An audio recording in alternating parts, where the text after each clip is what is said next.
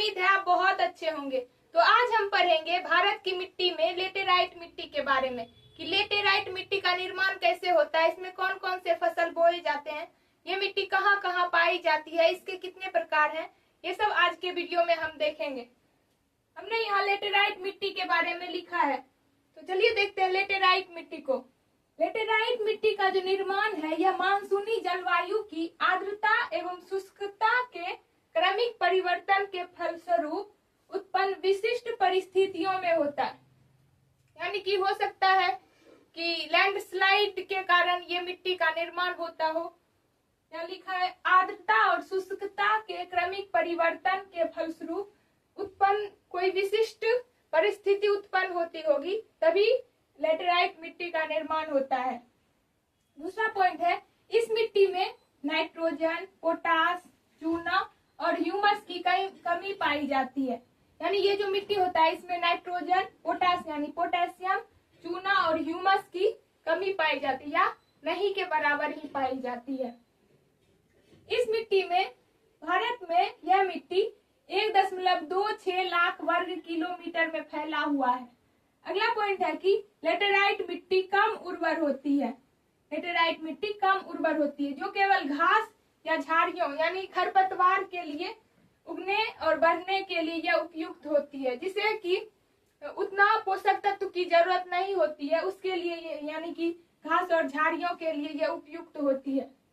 लेकिन इसमें उर्वरक की सहायता से इस मिट्टी में चावल, गन्ना, काजू, चाय, कहवा, इलायची और रबर की कृषि की जाती है। ये मिट्टी कम उर्वर होती है, लेकिन इसमें उर्वरक की सहायता से चावल, गन्ना, काजू, चाय, कहवा, इलायची, रबर की खेती की जा सकती है। अगला पॉइंट है कि इस मिट्टी में आयरन यानी लोहा और सिलिका जिसे रेत कहते हैं यह बहुत अधिक मात्रा में पाई जाती है। अगला पॉइंट है कि इस मिट्टी का रंग गहरा पीला होता है। यानी लेटेराइट मिट्टी का रंग जो है गहरा पीला होता है।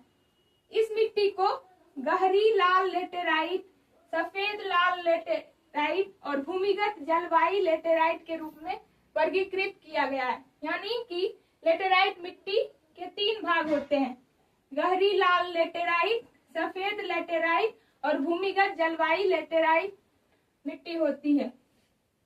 अब इन सभी लेटेराइट मिट्टी के बारे में जानेंगे कि गहरी लाल लेटेराइट मिट्टी में लौह ऑक्साइड यानी फेरस ऑक्साइड और पोटास यानी पोटेशियम की बहुलता होती है तथा यह इसकी उर्वरता कम होती है। इस मिट्टी में जो है लौह ऑक्साइड और पोटेशियम बहुत अधिक मात्रा में पाई जाती है और यह मिट्टी कम उर्वर होती है।